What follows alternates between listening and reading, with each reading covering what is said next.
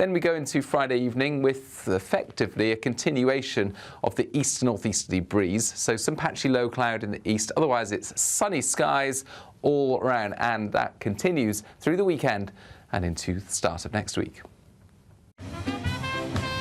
There will be a light breeze in the morning, leading to a warm front. Boxed heat pumps, sponsors of weather on GB News.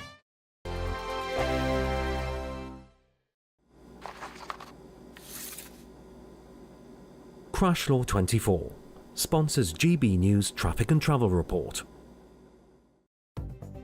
The latest GB News travel. Good evening, I'm Johnny Ratner. Big problems in North Yorkshire for the A168, which remains partly blocked southbound just southwest of Thirsk. There's been an accident between Falkfield and Topcliffe, and it's really slow past the scene. In Buckinghamshire, the A404 is closed heading into High Wycombe on Marlow Hill between the M40 at the Hanny Cross roundabout and Marlow Road. Long queues back onto the 404 towards Marlow. And the M48 is blocked heading out of England into Wales on the Severn Bridge. There's a police investigation causing long queues on surrounding routes. That's the latest. You can stay up to date throughout the day by visiting our website, gbnews.com. Crash Law 24 sponsors GB News Traffic and Travel Report. It's the final week to see how you can spruce up your spring, as we have an incredible £17,777 in tax-free cash to be won. And if that wasn't enough, we'll also give you the latest Mulberry handbag, and not one, but two sought-after designer watches. Make sure you don't miss out, as lines close on the 4th of April. For another chance to win the lot, text cash to 63232. One entry costs £2 plus one standard network rate message, or text bonus to 63232. 5 entries cost £5 plus one standard network rate message. Go to gbnews.com/win. Entries start from just £2. Call 0903 681 3232. Calls cost £2 plus your network access charge. Or post your name and number to GB12 PO Box 8690 Derby DE1 9TT. UK only. Entrance must be 18 or over. Lines close at 6 p.m. on the 4th of April. Please check the closing time if listening or watching on demand. Good luck. Mornings don't have to be tiresome, especially if you have the right company. Wake up to news as it happens, opinion and debate, and of course, a little bit of entertainment too. Because when the kettle's on, we're on. That's Breakfast on GB News, a show worth waking up for. Every morning from 6 a.m. Only on the People's Channel, Britain's news channel. We'll spread the news, you spread the word. The royal family is an enduring symbol of tradition, unity and pride for Britain. At GB News, we celebrate what makes this country great. In our new Royal Newsletter series, you can join me, Cameron Walker, for Inside the Palace, an exclusive look every week that takes you beyond the gates and brings you the very latest from those at the heart of the monarchy. Never miss a royal moment again. Sign up now. Go to gbnews.com/royal newsletter and get the latest straight to your inbox.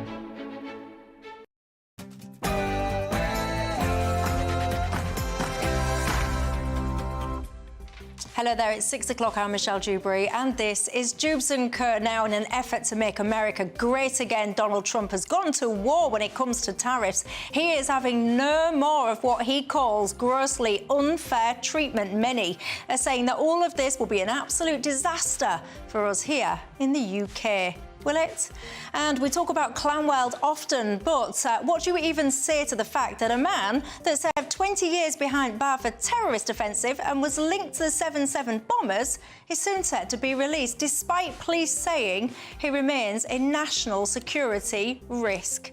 But you know what? Instead of focusing on the tough stuff like that, a top terror officer has urged parents to report their children to the anti-terror programme Prevent if they are watching misogynistic content online. OK. And speaking of Clanwell, the UK's climate czar has suggested that richer people should be made to fly less so that poorer people can holiday abroad without damaging the economy.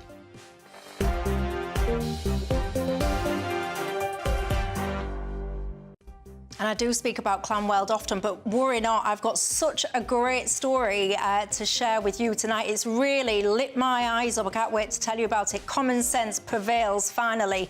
Look who's on my panel to get into it all with me tonight. The former editor of The Sun, Kelvin McKenzie, and the former Labour Minister, Bill Rammell. But before we get stuck in, let's cross live and give you your 6 o'clock news headlines.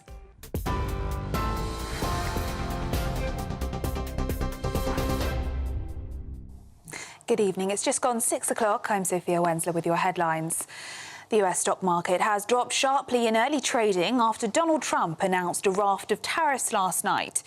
The UK has drawn up a 400-page list of US products it could hit with tariffs after Donald Trump announced a 10% tariff on UK imports.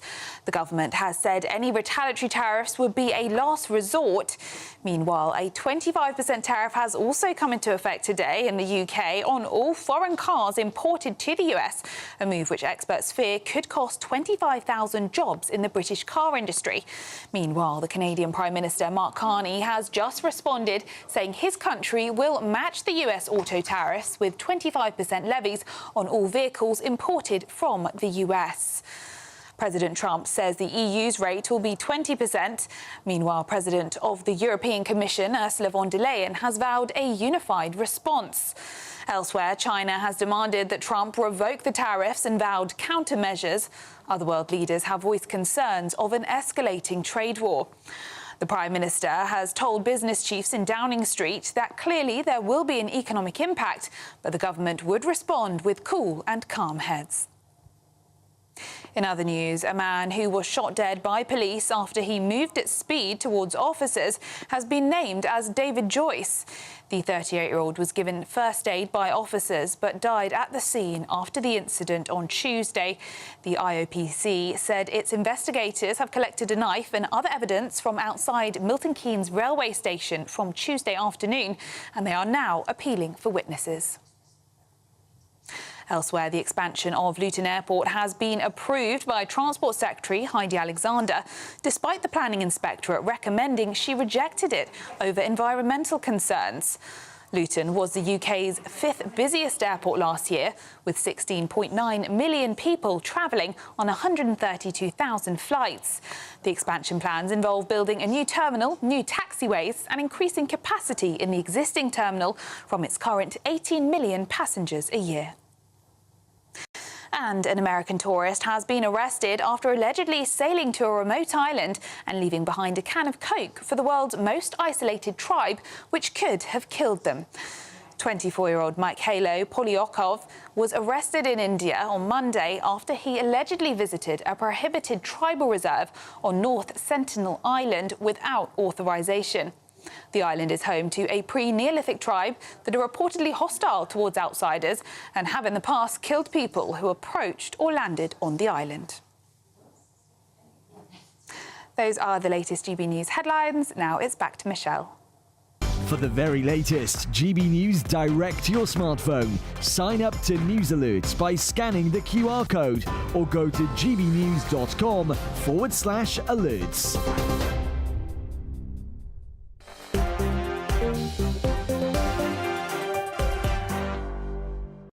Thank you very much for that, Sophia. I'm Michelle Dewberry. This is Dewbs & Co. We're with you till 7 o'clock tonight. So alongside me, I've got my panel, the former editor of The Sun, Kelvin McKenzie, former Labour Minister Bill Rammell, and special guest, what a treat for us all, joining us in the studio. We've got Jennifer Ewing, the spokesperson for the Republicans Overseas UK. Welcome to you.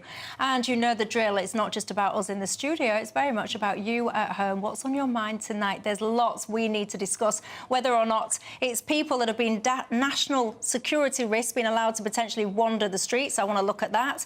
I also want to look at whether or not we should be allowed to fly and what price that should be put on, and whether or not there should be rules as to how often, frequently we can fly, of course, when it comes to the nutty world of net zero. And I've got a great story for you, ladies and gents.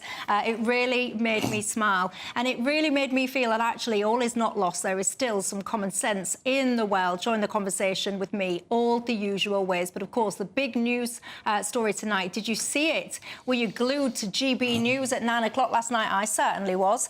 It's essentially the equivalent of the Rose Garden. We was all sitting there with bated breath, wasn't we, waiting to see what Donald Trump was going to announce. Well, let's take a listen to some of the things he did say. United Kingdom 10%, and we'll go 10%. So we'll do the same thing. You know, you think of the European Union, very friendly. They rip us off. It's so sad to see. It's so pathetic. 39%, we're going to charge them 20%, so we're charging them essentially half. Oh, I loved that. I absolutely loved it when he got out his little poster board. Absolutely loved it. Let's listen to how Keir Starmer has responded to that today.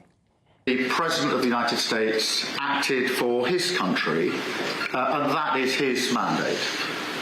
Today, I will act in Britain's interests with mine. Oh, I can feel Donald Trump's knees knocking as we speak. Jennifer, what's your thoughts on some of the goings-on from last night? Yeah, I think what you're seeing, like a lot of things in my country, is very divided, right? So half the country thinks this is great. You know, we're finally leveling the playing field, and they understand very much that it will be some short-term pain for long-term gain. So you've got an entire contingent that thinks this is great. We are going to bring manufacturing and jobs back onshore to our country. In addition, this will help with national security. I mean, we see from supply chains, definitely over the last few years, that if we allow other countries to manufacture, whether it's steel or pharmaceuticals, and something goes wrong, we don't have them. So one half of the country thinks this is great. Let's call that Main Street. The other half of the country is shorting the stock market. They're betting against the President of the United States and, quite frankly, the working class people in America. So you kind of have this class warfare building up, which we're not used to in America, this Wall Street versus Main Street. But when it comes to whether or not he's doing the right thing with these tariffs, do you think he is? Well, I think he's doing the right thing in starting the conversation, right? So everything is going to be a negotiation. He's put up his board. He's gone through some of the countries. I thought what was really interesting, other than a few jabs here and there to the EU, he didn't blame any of these countries. He rather blamed his predecessors, the previous administrations. He blamed the United States for not looking into fair trade. I think ideally, a lot of people would like no tariffs. Right? So if we just go to no tariffs, and that's completely free trade. But anybody that looks at the $36 trillion in deficit that the United States has and think, how can we just continue being the buyer of last resort, cheap goods from other places, that's not the American dream. The American dream is getting on the housing ladder, having a good job that, dare I say, could be a career. So that is what people are looking for. That's what people who voted for him voted for. But in the meantime, you're going to see, I think, the volatility index is through the roof. The markets are down. But let's wait and see where this ends up, because 10% here, 20% there, it's a starting point, and that, I think, is a good thing, to have these conversations. Kelvin? Yeah, I understand the Trump position entirely. I wish to God we had somebody who fought for us in that way. Sky Television had just laid off 2,000 call centre workers at 3 English towns, and they're sending those jobs to India.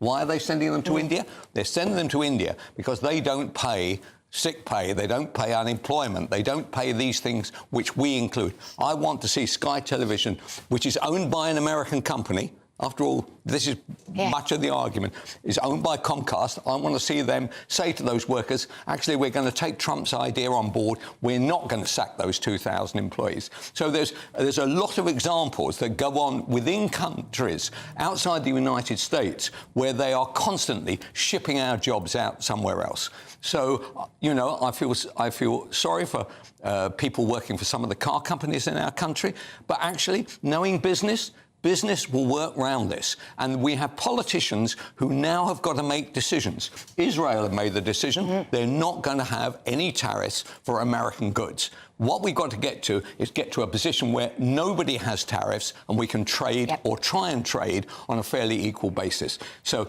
I think that's painful. By the way, I see that the markets will recover. We're not going to be down all the time. We are going to see inflation move up a little bit, but actually it won't be as bad as because a lot of people are trying to bet They're betting against Trump, hoping to make money. This is about making money. This is what markets are for. Obviously, Sky are not here to respond to that, but I imagine if they were, what they'd be saying is stuff like jobs are currently at risk. They're going through that consultation process. They would perhaps argue that final decisions haven't yet been made. And, of course, they would say that's good. That what they are trying to do is to, move with the times and digitise things and so on and so forth. But anyway, Bill Rammell, back to the tariffs.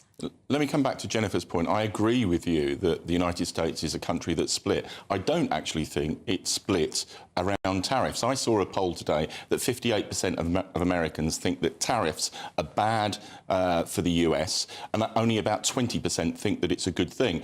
And I think they're right, because the history of tariffs go back through the decades, even centuries, and you end up with reduced living standards, higher costs and less trade. That's why I think it's what Donald Trump has done is potentially a disaster for both the US and the international community.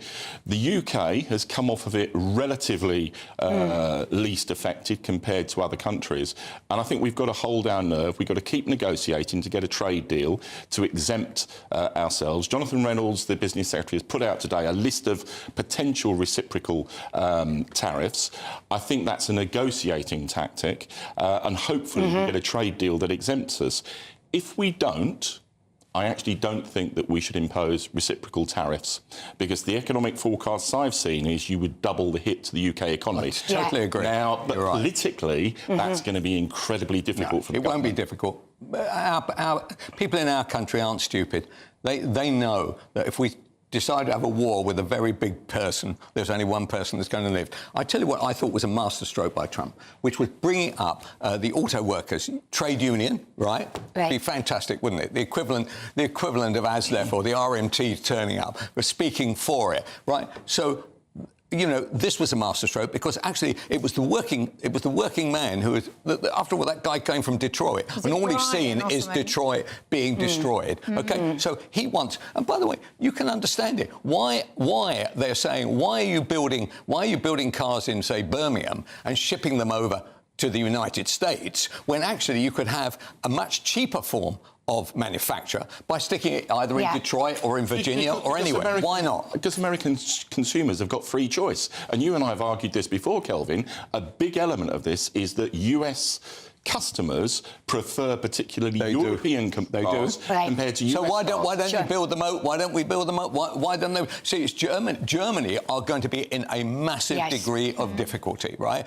The UK, thanks to the fact that all we produce is HR people and lawyers, right? We don't actually produce any goods anymore in our country. You know, we're mainly a service business. We are not going to be damaged as much. I would like our country to be a production company. Our industry is potentially going to be hit by 25%. It is. It is. And you know, one thing I want to come back to you on with regards to your comment that, you know, only 20% of the people like tariffs. Of course, nobody wants these tariffs, right? But they want the discussion, right? And they want the idea that the American dream can come back and they can get on the housing ladder. They can have high-paying jobs. I mean, we built our country on what we call the middle class, you know, say the working class, middle class, and we've destroyed it. We've completely destroyed it. And what people will do is put up with short-term pain, you know, as long as they have long-term gain. And I would love a world where we got down to no tariffs, you know, exactly as you were saying. But we've got to have a conversation somewhere, and we are being charged a hell of a lot more than anyone else is. And part of the reason this is coming up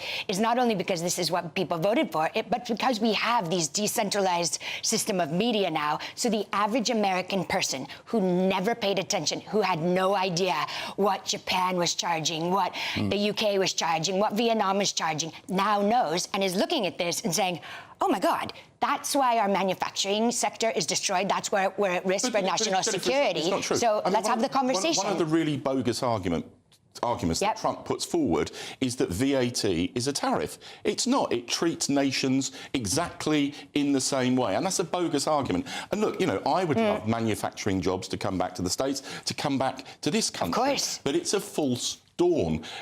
Yes, you can go up the supply chain. Yes, you can go for more specialised manufacturing products.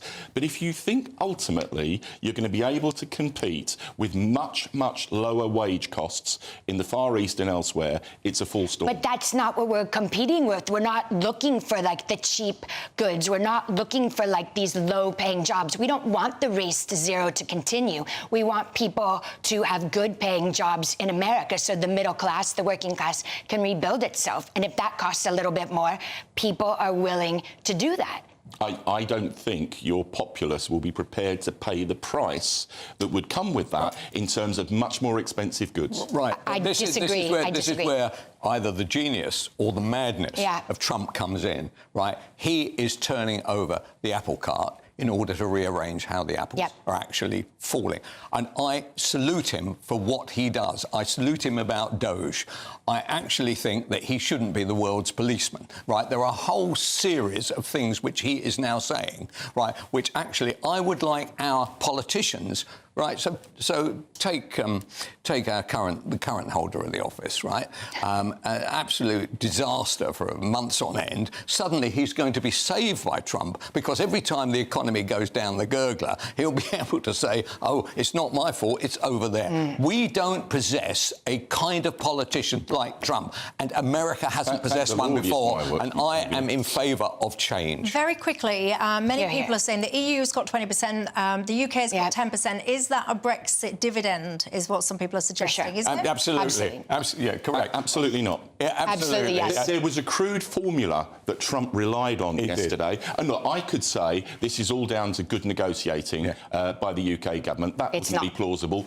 Brexit wouldn't be plausible. Right. It was a formula that was applied across the board. Yeah. Let me quickly ask you... if we were in the EU, it would be 20%, Bill. Don't worry about that. Yeah, but then people at home, some people at home will be pushing back and going, well, actually, they'll quote... What is this figure? Is it 0.4% something it's reduced by or something? If I had that... 30 billion the UK economy has been hit by the Brexit. Everyone all of a sudden is today crying, saying that tariffs are bad and all the rest of it. But we've put import tariffs on different things, haven't we? Like if I wanted to buy a pair of Levi's or something like that, don't we put import tariffs on some Yes, you do. Yeah, we do. Yeah. And they charge you so why is it OK for us? But nothing to the degree that Trump is doing. And to do it why across is it... Because this is the bit that I don't get. So all of these people today are really upset about these tariffs, but yet we've been putting... If tariffs are so terrible and we shouldn't be having them and they lead to all of these consequences, why haven't we been leading by example and having zero because tariffs? they're measured mechanisms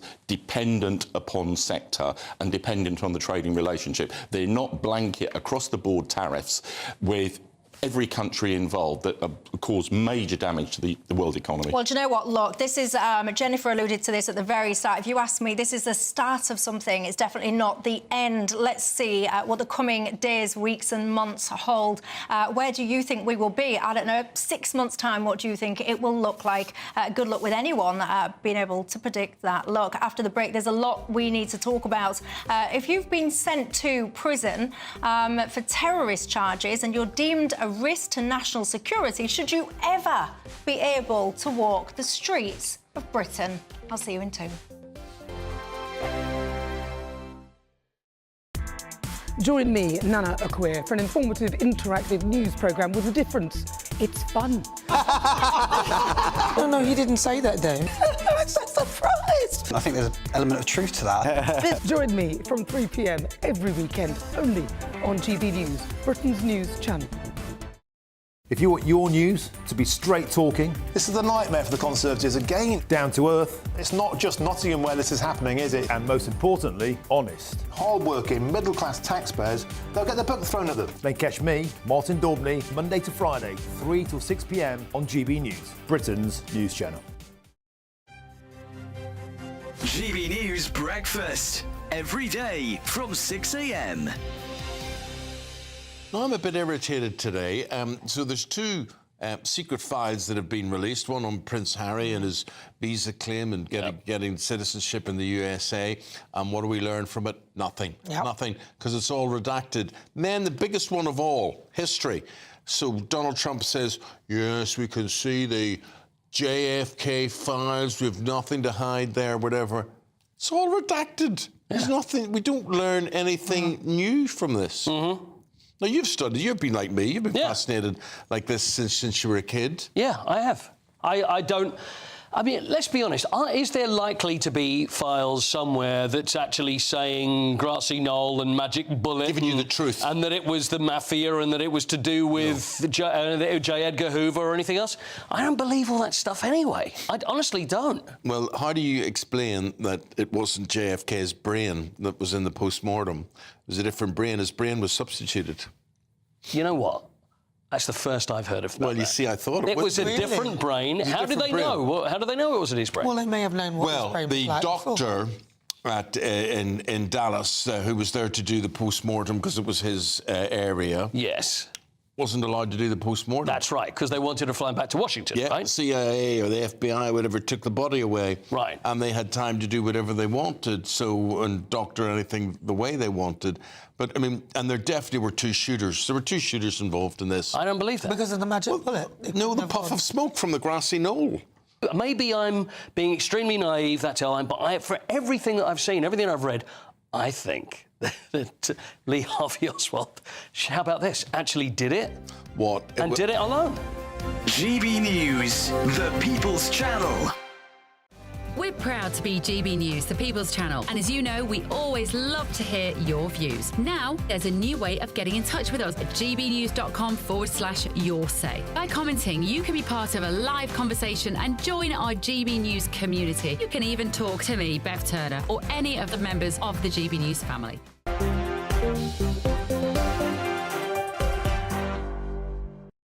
Hi there, I'm Michelle Dewberry. This is Dewbs & Co. with you till 7 o'clock tonight. Kelvin McKenzie and Bill Rammell remain alongside me. What says Michelle, what a unique opportunity we've got of a tariff-free trading arrangement with the USA. We can rid ourselves of the chains of the EU and Labour. That is. What do you think to that? Susan says, I am pleading with the President. Please, can you come to the UK, teach Keir Starmer how to run a country? Can you teach him how to be patriotic? Can you teach him how to respect the people that voted for him to run our country by listening to them? And last but not least, she says, please, can you ask him to teach him how to read the room? I think that'd be quite a long lesson, I have to say, Susan. Who else? Tommy has said, Michelle, if tariffs are so bad, why did the whole world think it was OK to put them onto the USA but somehow expect absolutely none of them in return? I think that is interesting $1 million question there. Lots of conversations as well disputing whether or not this is indeed a Brexit dividend. Some people saying, get over it, Brexit was ages ago, move on. I will move on because later on in the programme I'll be talking to you about absolute nonsense, clown world stuff. You won't believe some of the things we've got coming up. So I always like it when I have the opposite side of the fence. This story really made me happy. You know what I'm like, ladies and gents. I make no apology for it. I passionately believe in single-sex spaces. I passionately believe in safety and all the rest of it, whether it's changing rooms, sports or whatever. So I was overjoyed. I've been wanting this to happen for quite some time now. We talk about unfairness in sport. Take a look at this. You won't be able to hear anything, but I'll describe it for you. So worry not, but watch.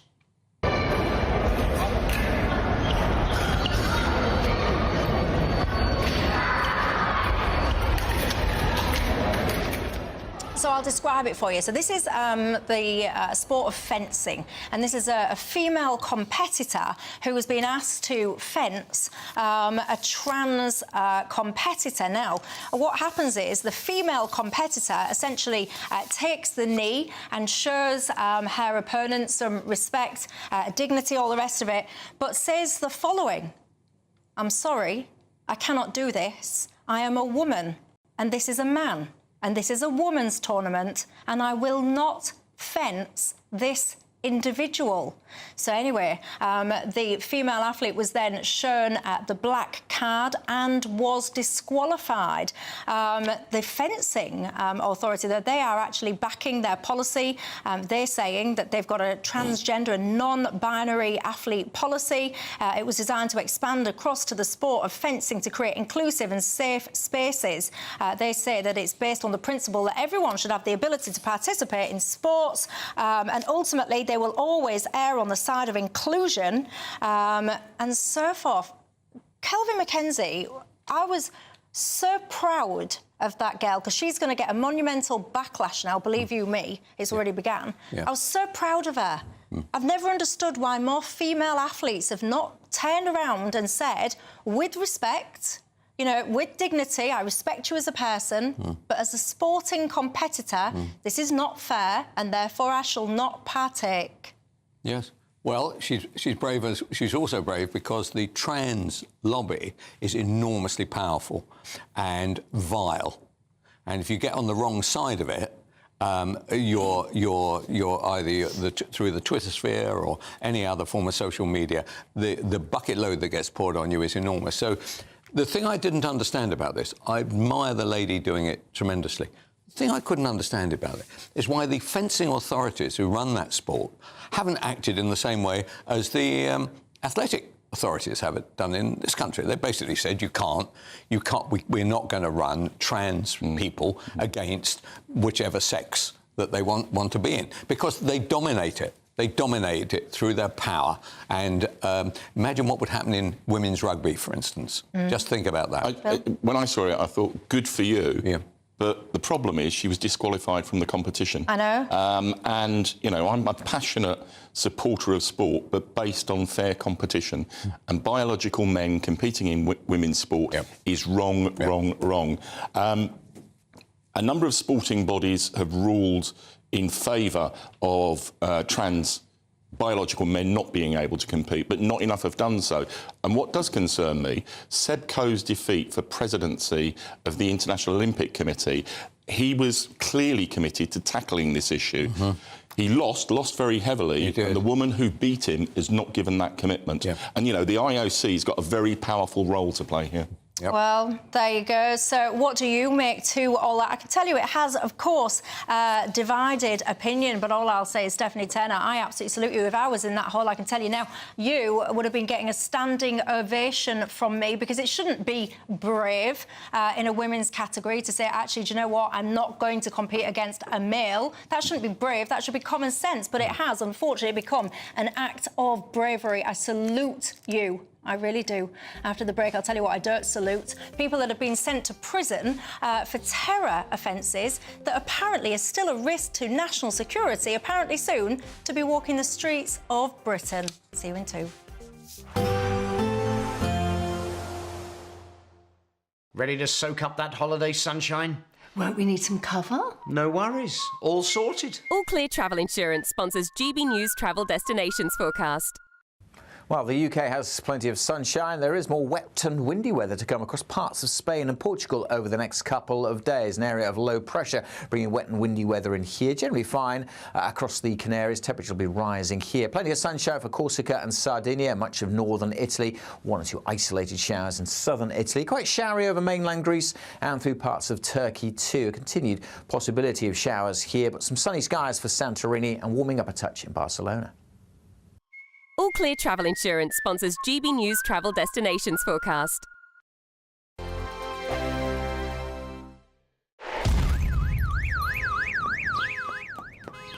Crash Law 24 sponsors GB News Traffic and Travel Report. The latest GB News Travel. Good evening, I'm Johnny Ratner. Long queues in Leicestershire on the M1 northbound. The inside lane on that 3-lane stretch is blocked off just before the Loughborough exit, junction 23, where a car has broken down. And on the M25 on the western stretch, it's still queuing clockwise up towards the M4 following an earlier accident that's been cleared. Moving now into North London at Camden, the Camden Road, that's still closed following an accident. And in Herefordshire, northwest of Ross-on-Wye, the A40 remains closed westbound off the Wilton roundabout following an accident. And that's the latest. You can stay up to date throughout the day by visiting our website, gbnews.com. Crash Law 24 sponsors GB News Traffic and Travel Report. It's Patrick Christys tonight, and here we do things differently. It's explaining the absolute madness of this, doesn't it? It's explosive. I mean, this is very good. It's lively. 850. Your government sat there, Sean, and it did nothing. It's controversial. And the Middle East has been in turmoil since before I was born. It's everything you need to kickstart your evening. Everyone's had their Weetabix tonight. I love to see it. That's Patrick Christys tonight, weeknights from 9 p.m. Only on GB News, the People's Channel, Britain's news channel. Good Afternoon Britain isn't just about us. The wonderful thing about this programme is it's about everyone watching. It's an interactive programme. Well, there absolutely is something to see here, and we're going to be talking about it more. Whether it's breaking royal news, Please bring us up to date. or indeed a particularly punchy speech in the House of Commons, Very, very curious. we bring it to you live, and then we bring you live reaction as well. That's Good Afternoon Britain, weekdays from midday. Only on GB News, the People's Channel, Britain's news channel. Mornings don't have to be tiresome, especially if you have the right company. Wake up to news as it happens, opinion and debate, and of course, a little bit of entertainment too. Because when the kettle's on, we're on. That's Breakfast on GB News, a show worth waking up for. Every morning from 6 a.m. Only on the People's Channel, Britain's news channel. We'll spread the news, you spread the word. Exciting news. Every Friday, my Patrick Christys Tonight Show is going to have a twist to it. We're welcoming some special guests. You. That's right, on Fridays I'm going to be doing my show in front of a live studio audience because this show is about you and what you have to say. It's going to be the same big debates, same big topics, same big opinions. But every Friday night at 9 p.m, you are invited to come on down to Patrick Christys Tonight to be a part of the action. Only on GB News, the People's Channel, Britain's news channel.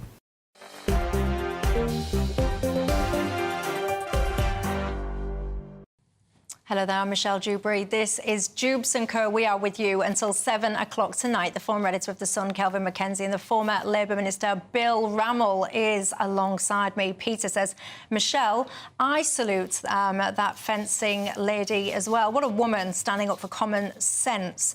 I've got to say, I completely agree with you, but I can also tell you right now there's a lot of people that completely disagree with us, Peter, because that poor competitor, she's had so much abuse. It is eye-watering. Anyway, look, I'll tell you what's eye-watering. If you're a convicted terrorist and you apparently are still a threat to national security, do you think there's ever a scenario where you should be allowed to walk the streets of Britain? Unfortunately, it seems that the answer to that question is yes. This is a story. Haroon Aswat, apparently, is the story. He's a man. He was linked in lots of ways to the 7/7 bombers. Yep. Apparently, he had multiple phone calls from these guys as well before they went on to commit their absolute atrocities. It took absolutely ages for him to be sentenced. I think it was about a decade in the end before all the legal wranglings and so what. There's been lots of conversations about mental health, and he's been held at some point under the Mental Health Act. But now it seems that despite police saying he's still a risk in their mind, he could soon be free. So this is what puzzles me. So we have a judge. Now, judges have now shown themselves through the one that led the Sentencing Council, right, Appeals Court Lord, right, that they are actually have a strange approach to justice. They're prepared to have what I view, and I think probably your viewers do, a two-tier approach. So Mr. Justice Jay decides to ignore two sets of people's evidence. One, a senior police officer saying whose job it is as anti-terror says he is still a danger, and the other person is a psychiatrist who spoke to him, and this is what he said: there remains the risk of Islamist violent extremism, motivated, targeted terrorist offending behaviour, given his threats to kill Jews, Christian and certain groups of Muslims. We have a senior police officer, we have an experienced psychiatrist, both of them saying this man is completely dangerous, and he is going to go and be released back to his hometown in Batley in West Yorkshire. We are literally going mad. This judge should explain himself in a detailed way, and he has not explained himself in detail why he is overriding these two important pieces of evidence. Bill Rammell? Well, look, I support the separation of powers between government and the judiciary, but I think this case is both baffling and extremely concerning. You know, the guy is a self-confessed terrorist. He is clearly, according to the risk assessment by the police, still a risk. The judge actually acknowledges that he's an ongoing risk, and there are very serious offences and evidence of an ongoing risk, and yet he's potentially ordered his release. Now, my understanding, because this guy served 10 years of a 20-year sentence, my understanding of automatic release after 10 years, that is discretionary. And I think the government should use whatever powers of appeal it has to intervene in this case, because if it's being reported accurately, it's a major, major concern. I mean, it is so... I need to bring in the Home Office, actually, because they've given us a statement, because so many of you will be sitting there thinking this is just so mind-boggling and so worrying. And what the Home Office have said is protecting the British public is the very first priority of this government, and national security assessments are always carried out on individuals who may pose a risk to the public. We've got some of the most robust counter-terrorism risk management procedures in the world, including a variety of powers for the police and intelligence services to monitor and manage the risk posed by terrorist offenders and individuals of terrorist concerns. I'm old enough to remember that Streatham attack, and he was someone that was released. I'm sure he had, you know, a bit of a questionable, a question mark over whether or not he should have been on the streets of Britain. He went on to commit attack. So why don't we learn from things like that? Well, I'm astonished by this. I mean, the simple question is, do you agree with what the judge said? And they haven't... wholly fails to address it. So why is that? Is it because they believe that this guy is going to supply inside information to our terrorist forces, to our anti-terror force? Is that the reason that this violent man is being let out on the streets of Yorkshire? Who knows? But I am not pleased with that statement at all. And Yvette Cooper, so Yvette Cooper, right, she doesn't have to be involved in the line-by-line on it. She just simply says, I don't agree with that. We are going to appeal this now. Well, you need to look at the issue. My sense from that, and it completely ducks the question, is that that's been written by a middle-ranking press officer as an on-the-hoof response to what has happened, because the case and the judgment has just serviced. I hope that Home Office ministers and the Home Secretary look into this in detail, take advice, and then use whatever power of leverage or appeal they've got to overturn it. And whilst I've been listening to you two, I've just refreshed my memory on that Streatham case. And in case you can't remember it, the guy, so he was sentenced to 3 years and 4 months, apparently, for terror offences. He served half of it. But the bit that really sticks in my mind, he was actually under surveillance, police surveillance at the time. And he then went on and did what police believe to be an Islamist-related terrorist incident. So you've got this guy that you know is a risk, you've released him halfway through, you're physically watching him, and he still goes on to do this. And this is why I don't understand, Bill, why aren't we, when you've got examples of that would be fresh in the mind of these people, why aren't they therefore erring on the side of caution? And going, do you know what, we're just going to, even if we go a little bit too far the other way, we'd rather be overly safe.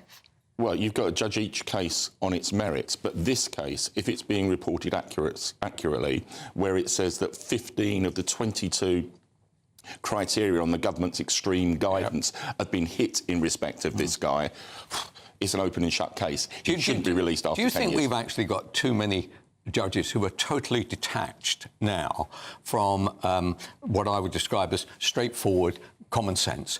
There seems to be something... There's almost every day, there's at least half a dozen cases you say, why didn't that person go to jail? Why was that person fined? Why wasn't that person dealt with? I wonder whether the American system of actually voting for judges, actually... And by the way, it doesn't matter whether it's Wisconsin, where the left got in, right, not the right, right? The public are entitled to know what kind of people are handing out these sentences. And at the moment, they seem to be people who've almost exclusively be on, well, I don't want to be unkind, describe it on the social democrat side of the argument, and very few are on my side. I do know that. Well, do you know, I wouldn't agree with that, Kelvin, and it's for this reason. In the States, where you elect everybody, including the dog catcher... Yeah, good. But when you... Well, no. Good. When you start electing the judges, you end up as the situation we've got in the States now, where virtually nobody trusts the judges to deliver. And what about the unelected judges, which we have over here, which nobody touches? I want to see Justice Jay come on GB News and explain this ridiculous decision. Well, you're very welcome. You're very welcome to come on here and outline exactly what is going on, because many people will understandably be very, very concerned about these kind of stories. But look,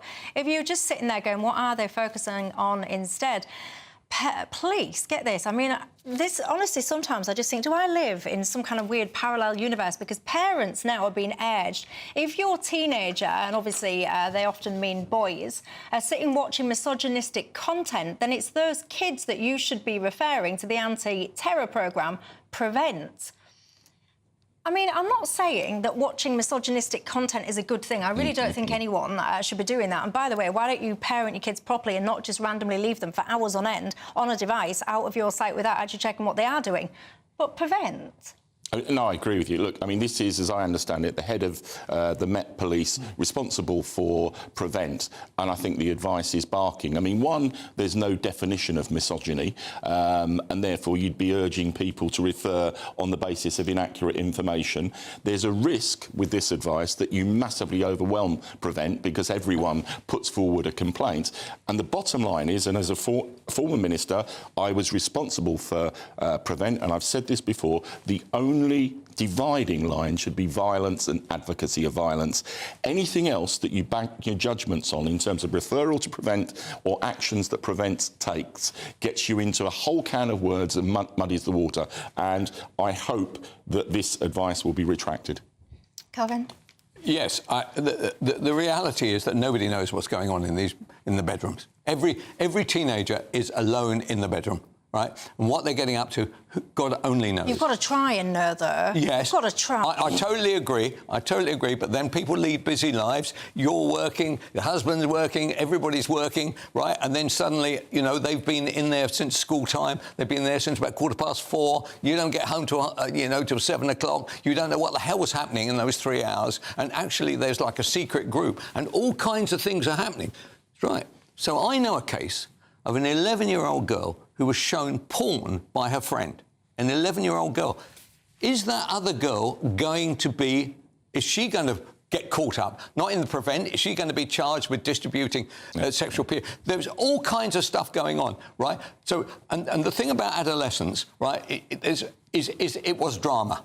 It was a fantastic piece of drama. I say that it doesn't represent a lot, actually. And when you look at the stats on that, actually, the stabbings and murder involved, in fact, is boy to boy, actually. That's the one that's gone up by 300%. So there's all kinds of things. I hate seeing the politicians jump in on all this, but it is true. There are stuff going on in the bedrooms of teenagers, both girls and boys, which we know not, and will be very disturbing to the parents. And that's to loving parents. That's to caring parents. It's not just parents saying... No, I agree, but bring it back to this issue, Kelvin, and the other bit that concerns me about this advice, urging parents to report kids has got a whiff of the police state about it, and we haven't got the police officers. We haven't got the police officers to deal with it anyway. They can hardly deal with road traffic offences. And by the way, burglary. Oh no, that's not us. Do you want a number? You know. So there's enough of us, by the way, to nip down to Hertfordshire, 6 of us, and hang out outside a parent who has a school row. OK, we can do that. But look, I love what the police do. Actually, I think it's now impossible. I think social media has basically made their jobs at the far end of anything that anybody could ever have envisaged 10 years ago. There's a case that really caught my eye today. It happened last year, actually. It stopped me in my tracks because it's my neck of the woods. It was Hessel, actually. And today, a 15-year-old boy was sentenced to 11 years because they went camping, basically, near the Humber Bridge. I don't know if you know the area. And he stabbed a 13-year-old girl, one of the kids within this camping group. And I sit there and I look at it and I think, you your 13-year-old girl, she didn't die, very, very fortunately. Your life ruined. Your 15-year-old boy, your life ruined. All your families, all your parents, the people that were there. For what? For what? And I know what you're saying, and I know it's hard, and I know we all, as parents, we want to do our best, but I think people do need to be aware of the stuff that these kids are accessing, whether it's pornographic stuff, violent stuff. It's awful. We won't let our kids walk around, I don't know, like, you know, the Wild West, all the stuff that goes on in some of these awful kind of high streets and stuff, and you won't let them in strip clubs and all the rest. You've got to do something. I agree, but you know what's interesting? I was watching another show this morning, and there was reference to the John Smith Institute that's just produced polling that 60% plus of 18 to 29-year-olds think that teenagers should be banned from social media, accessing social media. And I think that's really interesting. That's not a bad suggestion, but then the problem is as well, there'll be so many parents watching this now, and they'll be going, well, I've given my kid a smartphone so that my kid is safe to walk to school, and then the flip side of that is, well, just give them a brick phone, a basic one, but what those parents will then say is, but hold on a second, my kid will then get bullied. If I give my child a brick and everyone else has got a smartphone, my child will be targeted and bullied. There needs to be some way where parents come together and collectively say, do you know what, we're going to collectively protect our kids. All of our kids are going to have brick phones or whatever it is. Collectively, we're going to protect our children together. And that's where the role of government comes in. And my hunch is the public are ahead of governments on this issue, and there is a desire for greater restrictions. Look, I've just got to say, I do need to move on, but I also just do want to give a quick shout-out because Martyn's law, that became a thing today. The mum of Martyn Het, of course, was killed in that horrendous Ariane Grande attack. That mum never, ever gave up. 6 years is taken, and now there has been a new law which basically means if you've got a capacity, a venue of a certain capacity, you now have to do things to try and protect people and keep them safe from potential terror attacks. So there you go. Well done, that mum. Hopefully, we never see an attack of any form like that again. But I think she's done such a remarkable job, and I really have a huge admiration for her. Coming up after the break, someone I don't admire is people that are telling us that actually we've got to restrict the number of flights that we can go on. We should be charged more if we want multiple flights, all in the name of net zero. After the break.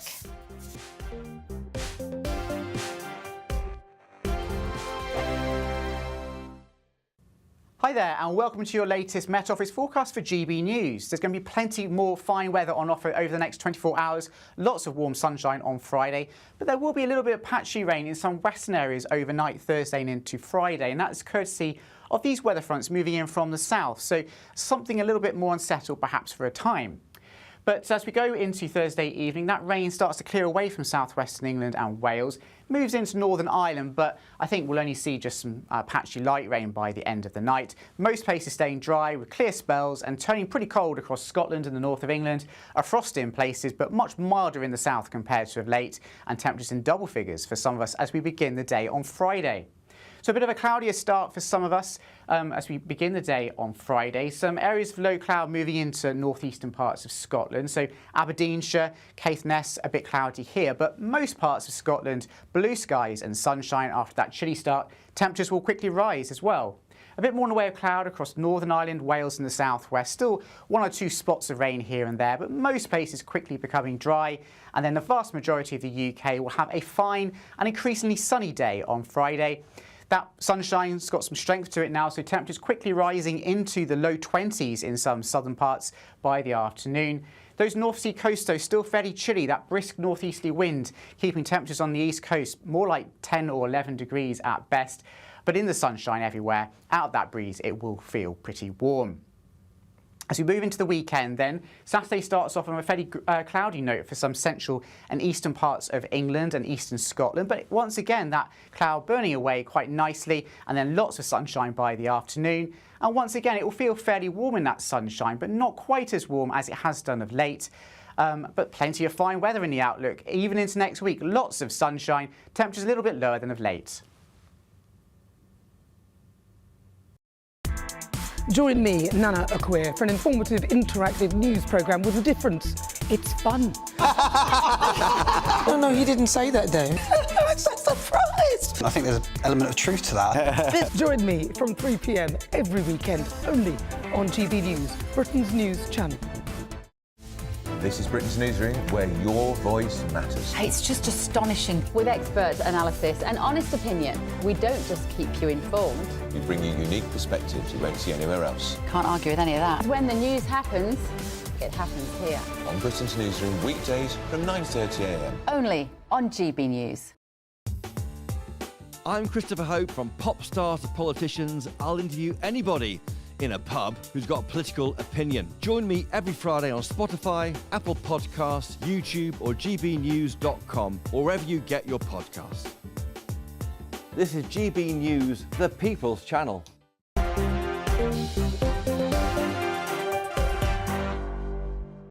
Hi there, I'm Michelle Dewberry. This is Dewbs and Co, Kelvin Mackenzie, Bill Rammell alongside me. Going on holiday this year, are you planning perhaps on taking a plane? The CEO of the Climate Change Committee has said that the rich should be made to fly less so that the poor can indeed take their summer holidays. This is all about frequent flyers, the effect that it's got on net zero and so on and so forth. Kelvin Mackenzie.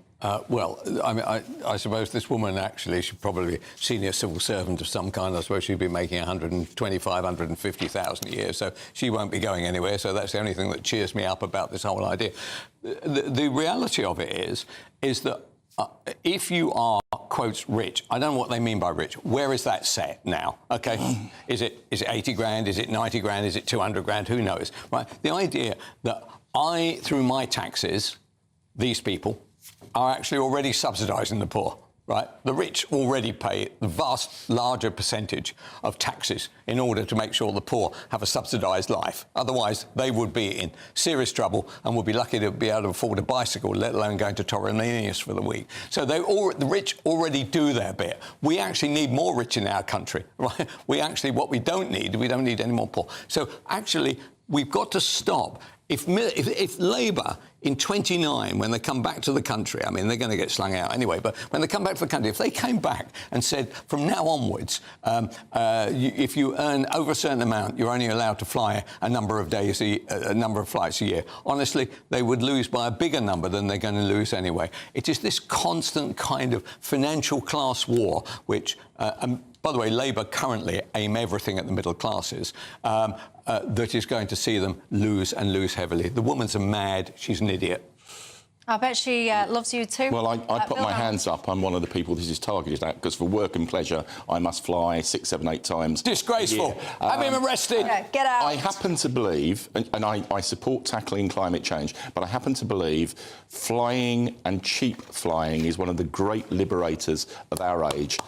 It enables people to broaden their horizons, make connections they otherwise wouldn't make. I'm all in favour of, encouraging using the tax system to get people to fly, yes. Use new technology so it's not such a burden. But compulsion, no. And she's an advisor to government. She's not the government. And I think the answer to this is thanks, but no thanks for advice. Miliband would disagree with you, wouldn't you? He'd say we're going to have to do something to stop people flying. So the first people we can stop flying is anybody who's got a few bob. And so eventually the whole of the skint will be going everywhere and the wealthy will be sitting at home in Ramsgate having a week off. I think you can get to net zero and you can tackle climate change without massively restricting flights.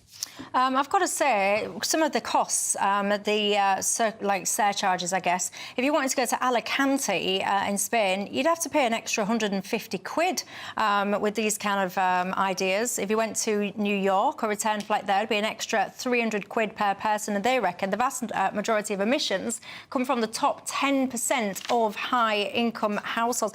Leave us alone. Don't you ever just sit there at home, everybody, just leave us alone? We go through, don't we, all the ills of the world and all the ills of society. And do you know what? If someone wants to jet off on a little much-saved-up-for holiday, why resent them? And I've also got to say, if you don't have the money to go abroad, lots of great staycations you can also have here. I'm going to Skegness soon in a caravan. Well, OK. Well, the way Labour are going, there won't be any wealthy people in our country at all. So we're probably the poor will be the only people that will be flying. Dream on, Kelvin. Mel says, Michelle, please can you point out to any parents that are watching that they can actually put parental controls onto the Wi-Fi should they want to do that. Nikki says, why don't someone create a teenage SIM card that would essentially limit the amount of time that they could be online and all the content? Nikki, I'm going to start calling you Alan Sugar. That's all we've got time for. Thanks, gents. Thanks to you at home. Have a fantastic night. I'll see you tomorrow night.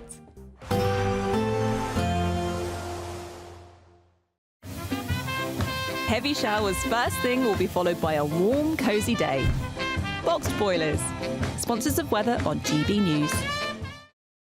Hi there and welcome to your latest Met Office forecast for GB News. There's going to be plenty more fine weather on offer over the next 24 hours. Lots of warm sunshine on Friday, but there will be a little bit of patchy rain in some western areas overnight Thursday and into Friday, and that's courtesy of these weather fronts moving in from the south, so something a little bit more unsettled perhaps for a time.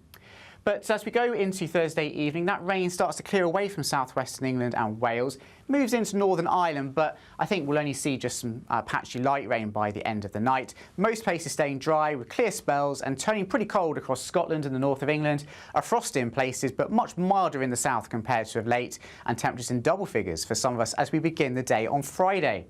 So a bit of a cloudier start for some of us as we begin the day on Friday. Some areas of low cloud moving into northeastern parts of Scotland. So Aberdeenshire, Caithness, a bit cloudy here, but most parts of Scotland, blue skies and sunshine after that chilly start. Temperatures will quickly rise as well. A bit more in the way of cloud across Northern Ireland, Wales and the southwest. Still one or two spots of rain here and there, but most places quickly becoming dry. And then the vast majority of the UK will have a fine and increasingly sunny day on Friday. That sunshine's got some strength to it now, so temperatures quickly rising into the low 20s in some southern parts by the afternoon. Those North Sea coasts, though, still fairly chilly. That brisk northeasterly wind keeping temperatures on the east coast more like 10 or 11 degrees at best. But in the sunshine everywhere, out of that breeze, it will feel pretty warm. As we move into the weekend then, Saturday starts off on a fairly cloudy note for some central and eastern parts of England and eastern Scotland, but once again that cloud burning away quite nicely and then lots of sunshine by the afternoon. And once again it will feel fairly warm in that sunshine, but not quite as warm as it has done of late. But plenty of fine weather in the outlook, even into next week. Lots of sunshine, temperatures a little bit lower than of late. Heavy showers first thing will be followed by a warm, cosy day. Boxed boilers, sponsors of weather on GB News.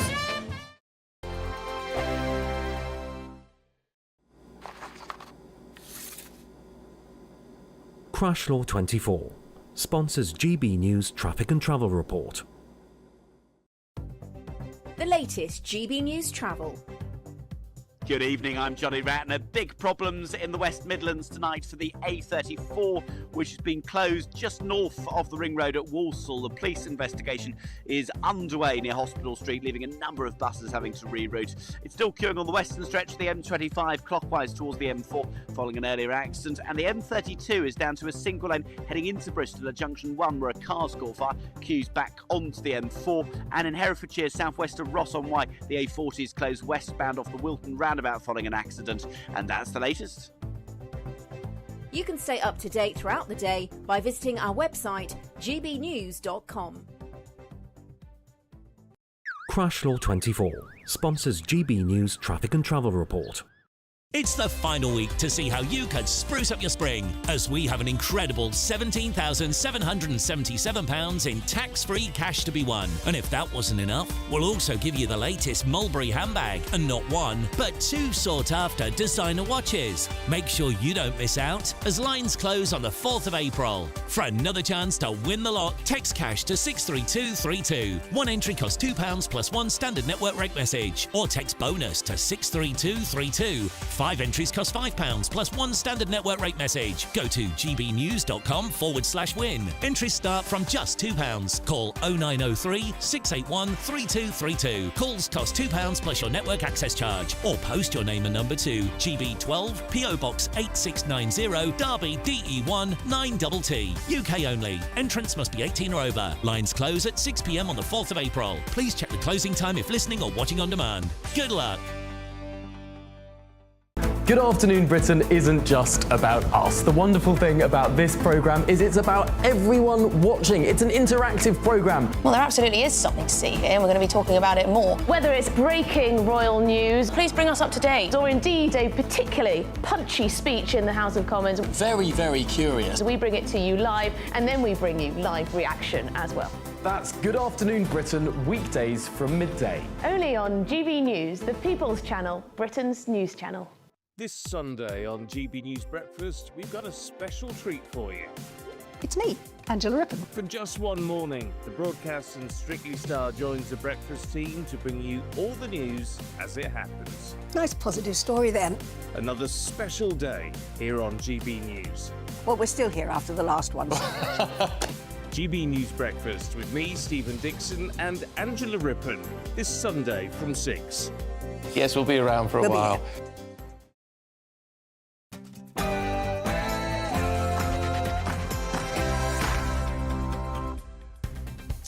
Hello and welcome to GBN Tonight with me, Christys.